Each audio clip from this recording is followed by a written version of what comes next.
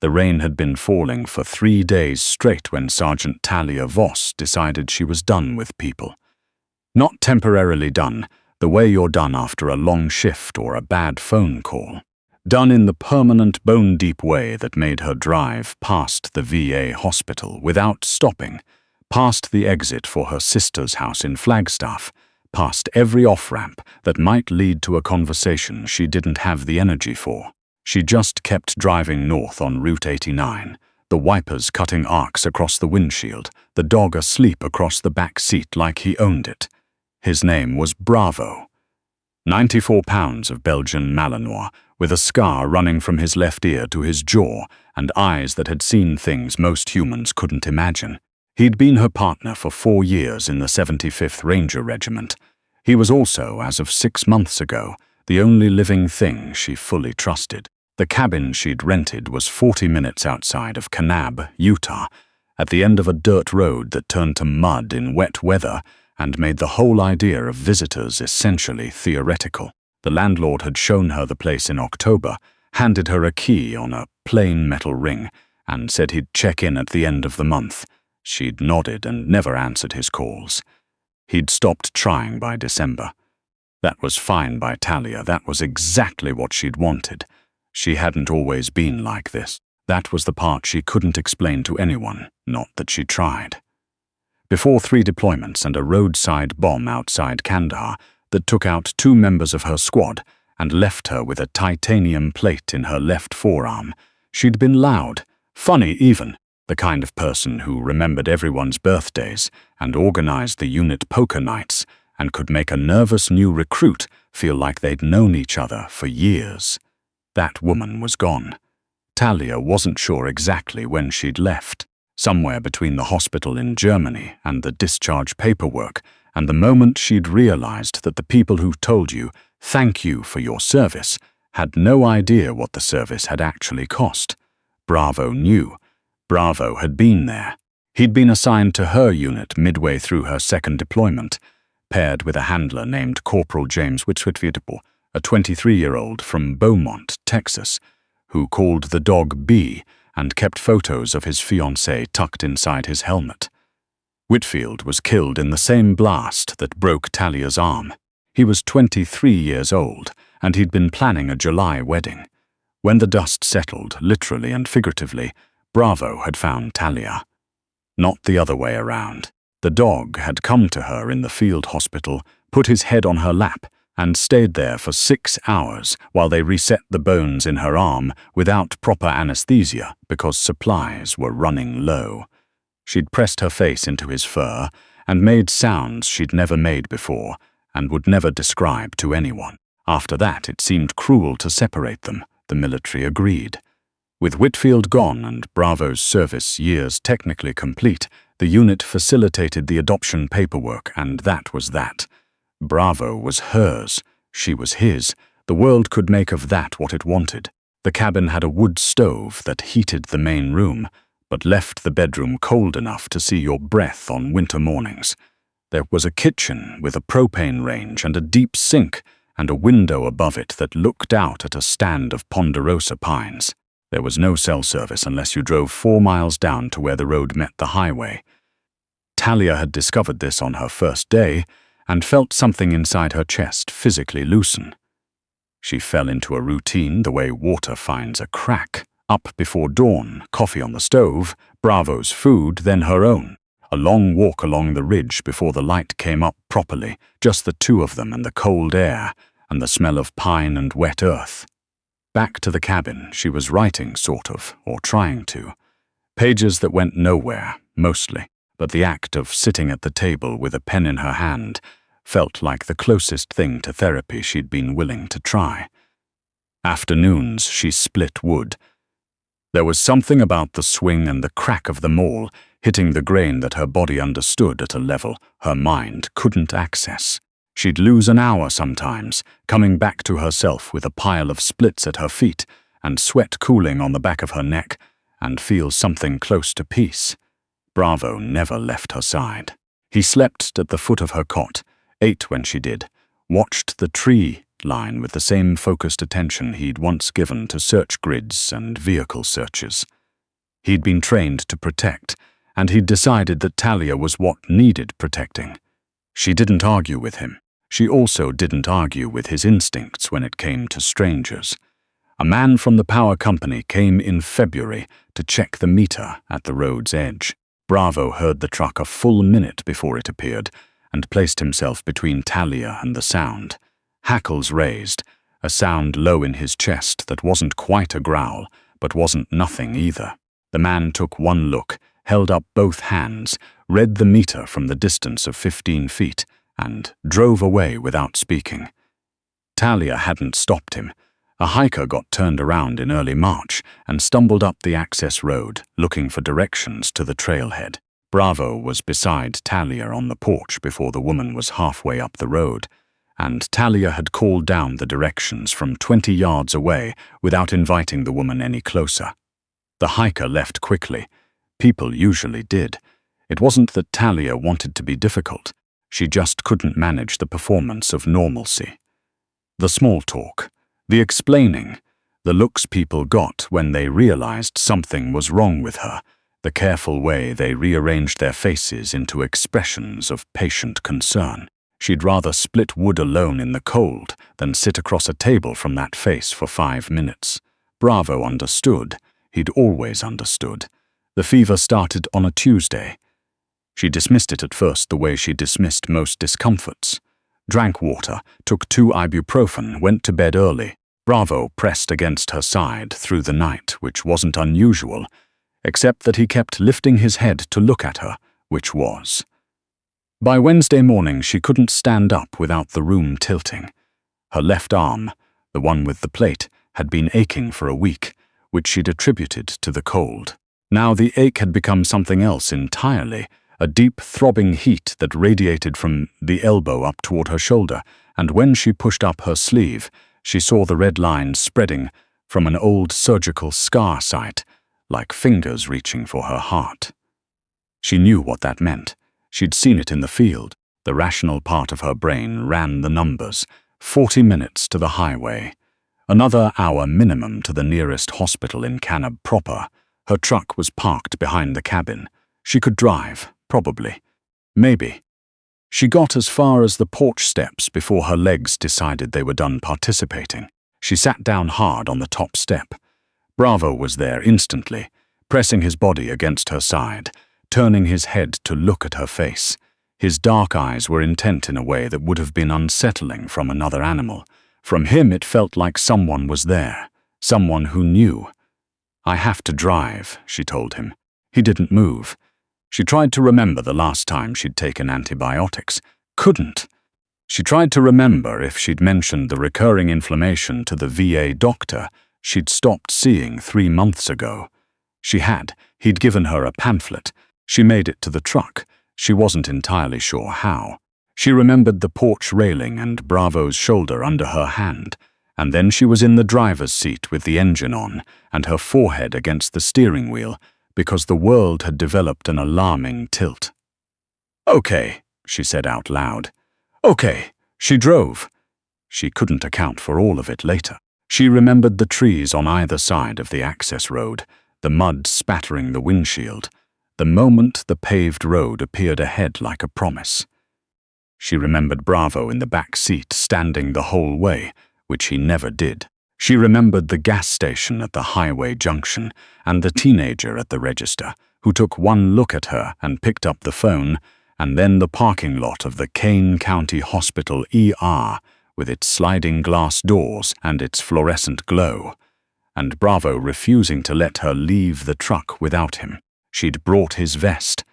She didn't know why she'd thought to grab it, but it was there on the passenger seat, and she'd put it on him with shaking fingers and clipped his lead to her wrist and walked through those doors like she was storming a compound, which was more or less what it felt like to her nervous system. The ER was not quiet. Tuesday afternoon had apparently been busy because there were people in every chair and a child crying somewhere behind a curtain, and the smell of antiseptic and old coffee and the low hum of fluorescent light that set Talia's teeth on edge.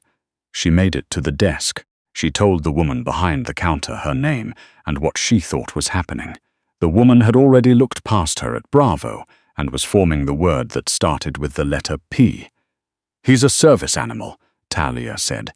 "He stays." The woman closed her mouth. They got her into a bay. They took her vitals, and the numbers made the nurses move faster, which Talia clocked with the detached professional attention of someone who'd triaged casualties in a desert and knew what urgency looked like. She kept Bravo's lead wrapped around her wrist. He stood at the side of the gurney like a sentry, head swiveling, between Talia and every person who came through the curtain, tracking, assessing, deciding. He decided most of them were tolerable, barely. The attending physician was a man named Dr. Raymond Park, who said, "I understand a lot," which Talia usually found condescending, but in this case appreciated because he kept his voice even, and didn't try to touch Bravo and read her chart with the focused competence of someone who'd seen an infected titanium implant before and knew exactly how bad it could get. They started IV antibiotics. They drew blood. They told her she was staying overnight, possibly longer. Talia looked at the ceiling. "Who's going to feed the dog? We'll figure it out," Dr. Park said. She wanted to explain that Bravo didn't eat food from strangers, had never eaten food from anyone except her and Whitfield, and that figuring it out was not as simple as it sounded. She was running the conversation in her head when the room went sideways, and she stopped having thoughts for a while. When she came back to herself, the curtain was half open, and the light had changed to the dimmer evening setting they switched to in the quieter hours. Her arm was elevated and bandaged. There was an IV line in her right hand. Bravo was on the floor beside the gurney, not asleep, watching the curtain opening, with the same stillness he'd once given, to doorways in buildings they hadn't cleared yet. There was a nurse at the medication cart outside her bay. Talia watched her through the gap in the curtain without meaning to. The woman was maybe 40, with dark hair pulled back and the particular kind of efficiency in her movements that came from years of doing a thing rather than just learning it. She was checking something on a tablet, making a note, moving to the next chart. Nothing notable about any of it, except that when she glanced up from the cart and met Talia's eyes through the curtain gap, she didn't look away immediately the way most people did. She held the look for a beat. Then she nodded, like one professional acknowledging another, and went back to her chart. Talia found that oddly easier to take than sympathy. A few minutes later, the nurse came to the bay. She stopped at the curtain and said calmly, and without theatrics, "I'm Nurse Vega. I'm going to check your IV and your vitals." "Okay? Okay," Talia said. Bravo was on his feet the moment she stepped inside. Not aggressive, not yet, but positioned, between the nurse and the bed, clear about his intentions. Nurse Vega, her badge said Celeste Vega, RN, stopped walking. She looked at Bravo without flinching. She looked at him the way Talia looked at problems she intended to solve, steadily, taking in information, not reacting to her own discomfort. "What's his name?" she asked. "Bravo," Talia said. Celeste nodded. She didn't try to approach. She stood where she was, and she looked at the dog, and she said quietly, in a different register than the professional nurse voice she'd used a moment ago, "Bravo Foos." The effect was immediate. Bravo's entire body changed. The stiffness went out of his shoulders. His ears came forward instead of back. He turned his head and looked at her, really looked, the way he looked at almost nobody, and then he took 2 steps sideways and sat down, not blocking her path anymore, just beside it, watching. Talia's breath had stopped. Fuß was a German command. Heel. It was the word a handler used when they wanted their dog to fall in beside them, close and trusting and ready. It was not a word a civilian would use. It was not even a word most military personnel would know unless they'd worked directly with a military working dog unit. "Where did you learn that?" Talia asked. Her voice came out smaller than she intended. Celeste Vega came to the bedside, checked the IV line, checked the monitor, moved with the same quiet efficiency as before. She was quiet for a moment. Then she said, "My husband." Talia waited. He was a K9 handler, 3rd Special Forces Group. He passed away 2 years ago. His dog was called Tango. She didn't look up from what she was doing. Her hands were steady. I learned the commands because Tango used to come home on leave with Miles, and Miles said the dog respected consistency. That if I learned the commands and used them the right way, Tango would understand that I was part of his world. She stepped back and looked at Talia for the first time since she'd started talking. "Was it that way with yours?" she asked. Talia looked at Bravo. Bravo looked back at her. "Yes," she said. "It was exactly like that." Neither of them spoke for a moment. The monitor beeped softly. Somewhere down the hall, a cart rolled past on linoleum. "Your levels are coming down," Celeste said, back to the clinical voice. "Dr. Park is going to want to keep you through the weekend." The infection was deeper than it looked. "The plate," Talia said. "The plate," Celeste confirmed. "They may need to discuss it with an orthopedic consult, but not tonight." She looked at Bravo again. "He eats twice a day, morning and evening. 7 pounds of the blue bag, there's one in my truck." Celeste nodded. "I'll have someone bring it in, and I'll talk to the charge nurse about letting him stay, for medical necessity." She said those last 2 words with the careful neutrality of someone who had used that phrase before, and knew exactly how to make it stick. Talia felt something behind her sternum, do something she didn't have a name for. "You don't have to do that," she said. "I know," Celeste said, and left. Bravo watched the curtain for a long moment after she was gone. Then he turned around, stepped to the gurney, put his chin on the thin mattress beside Talia's hand, and exhaled. Talia put her hand on his head. She lay there in the dim bay, with the IV dripping and the monitor beeping, and the sounds of the ER moving around her like a river around a stone. And she thought about Whitfield. She thought about the photos in his helmet, and the fiancée in Beaumont, and the way he used to talk about Bravo like the dog was a person, because to him, he was. She thought about the 7 months she'd spent, feeling like she'd carried something that belonged to someone else, like she'd walked off a job site with a tool that wasn't hers, and couldn't figure out how to put it back. She thought about Miles Vega, a handler she'd never met, from a different unit, a different war, a man who'd taught his wife the German commands because he wanted her to be part of his dog's world. A man who'd understood that the bond between a handler and a working dog wasn't something you put away when you came home. It came home with you. His wife was at a nursing station 40 feet away, writing in a chart with the same steadiness she'd used to walk past a 94-pound protective dog without flinching. There was a particular kind of strength that came from loss. Talia had spent 6 months thinking of it as damage. She was starting to understand it might be something else. She slept. She woke to a grey morning light coming through the high window and Bravo on his feet, and Celeste Vega setting down a bowl of water on the floor just inside the curtain. The dog went to it immediately, which he would not have done the night before. "Morning," Celeste said. "Dr. Park is doing rounds in an hour. Your white count is better." Talia pushed herself up. Her arm ached differently than it had yesterday. The sick, pulsing heat was quieter. The IV had done its work through the night. "Thank you," she said. "4," she gestured vaguely at the bowl, at Bravo, at the general fact of someone having thought about those things. "It's not a problem," Celeste said. Then, not quite looking at her, "Miles would have done the same. For anyone in your position." Talia thought about that. "Tell me about him," she said. It wasn't something she would have said yesterday. She wasn't entirely sure where it came from. But it came out and it was the right thing, and she knew it was. Celeste stilled, not uncomfortably, like a person who'd been waiting a long time for someone to ask that question in exactly that way, without pity in it, without performance. She sat down in the chair beside the bed, and she talked.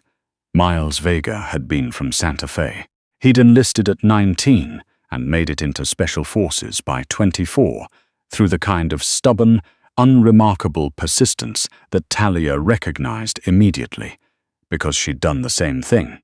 He'd been funny in a dry way that apparently took people a while to catch on to, and he was a genuinely terrible cook, but compensated by being an exceptional grill master, and he'd been a devoted handler in the way that the best ones were devoted, not because it was protocol, but because he understood the dog as a partner who brought something irreplaceable to the work. Tango had been a German shepherd. 12 years old when Miles died. He'd gone to live with Miles's brother in Albuquerque and had passed away 4 months later, which the brother said was common for working dogs who lost their handlers. The grief was real in the animal, the same as in the person. Talia listened. She asked questions. She hadn't asked real questions about another person's life in longer than she could remember. Bravo came and lay across both their feet, which he'd never done with anyone but Talia, and neither said anything about it because nothing needed to be said. When Dr. Park came for rounds, he found them in the middle of a conversation about desert trails and whether the Kanab area had anything worth hiking in the spring. He stood in the curtain opening for a moment with his chart in his hand, looking at Talia Voss, who had, according to her intake note, refused every offer of chaplain services and social work referral and had listed emergency contact as none, sitting up in her bed with colour in her face and a large Belgian Malinois asleep on the floor, and he decided not to interrupt for another few minutes. He'd been a physician for 22 years. He knew the look of something knitting back together. Talia was discharged on Sunday. The infection had responded well. The orthopedic consult said the plate was fine, but they wanted to monitor the site and sent her away with 2 prescriptions and a follow-up appointment she actually intended to keep. She stood in the parking lot in the cold morning air with Bravo beside her and her jacket over her bruised arm, and felt the particular combination of hollowed out and strangely light that came after surviving something your body had taken seriously. Celeste walked her out. She didn't have to. Her shift had technically ended an hour ago, but she was there. They stood beside Talia's truck for a moment in the way people stand when a conversation is ending and neither person is quite ready. "There's a trail I like," Celeste said. "About 8 miles north of town. Follows the creek. Miles and I used to do it when he was home." She paused. "I haven't been back since. I keep meaning to." Talia looked at her. "Bravo could use the exercise," she said carefully. "Next Saturday," Celeste said. "Next Saturday," Talia said. She drove back to the cabin alone. Almost alone. Bravo's head between the front seats, his warm weight against her shoulder. The mud had dried on the access road in the 4 days she'd been gone, and the ponderosas were catching the early light in a way that made the whole ridge look copper and new. She sat in the truck for a moment after she turned off the engine. She thought about the way Bravo had gone to the water bowl without hesitation, thought about what it meant that after everything, the blast, the field hospital, the discharge, the long silence she'd built around herself like a second structure, the animal who'd been the most honest about grief had also been the first one to recognize something trustworthy in a stranger. She'd spent 6 months thinking she was protecting herself. She was beginning to understand she might have been hiding. There was a difference. She was pretty sure Bravo had known that before she did. Inside the cabin, the wood stove was cold and the air was sharp and thin, and she got a fire started with the ease of 4 months of practice. She filled Bravo's bowl. She made coffee and stood at the kitchen window and looked at the ponderosas and didn't feel the need, for the first time in a long time, to fill the silence with anything at all. On the table beside her notebook was the follow-up appointment card from Kane County Hospital. She'd set it there deliberately. She could see it from the window. She'd keep it, she'd already decided. Bravo came and sat beside her and looked out the window too, and the fire caught, and the cabin began to warm, and outside the pines moved in the early wind the way they always did, patient and very tall, neither waiting for anything nor asking for anything, simply present in the light.